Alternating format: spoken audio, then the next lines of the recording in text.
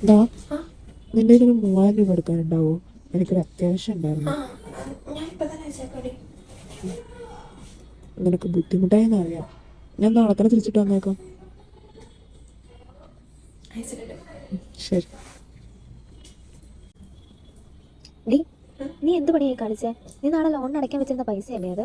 ആ പൈസ എടുത്ത് അവൾക്ക് കൊടുത്താ നീ പിന്നെ എന്തോ ചെയ്യും? നാളെ അല്ലേടി, ഇന്നത്തെ കാര്യം നടക്കട്ടെ. വീട്ടിൽ നാളെ അവർക്ക് അത്യാവശ്യമുണ്ട്, അതിൻ്റെ ആവശ്യം നാളെ തരാതെ അറിഞ്ഞിട്ടുണ്ട്. കിട്ടിയാ മതി. അവിടെ ഇത്ര പൈസ അയച്ചില്ലല്ലോ, വിളിച്ചു നോക്കണം. എന്തെങ്കിലും വിചാരിച്ചാലോ.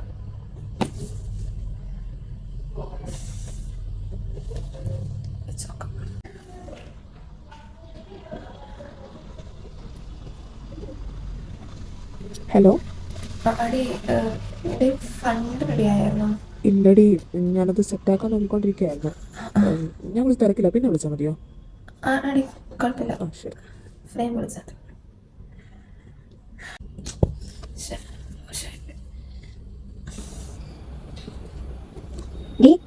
എന്തായി? അവളെ വിളിച്ചോ? പൈസ കിട്ടിയോ? ഇല്ല, അവള് കുറച്ച് തിരക്കിലാണ്. ഞാൻ നിന്നോട് നേരത്തെ പറഞ്ഞല്ലോ, ഇതൊന്നും നടപടിയാവുന്ന കേസല്ല. ഇനി എന്തോ ചെയ്യും? എന്തെങ്കിലും ഐഡിയ ഉണ്ടോ? ചോദിച്ചു നോക്കാം. നീ ആഭരണോടൊന്ന് ചോദിച്ചു നോക്ക്. അവളുടെ വല്ല പൈസ ആണ്, ചിലപ്പോഴേ കിട്ടത്തുള്ളൂ. എന്നാലും ഒന്ന് ചോദിച്ചു നോക്ക്.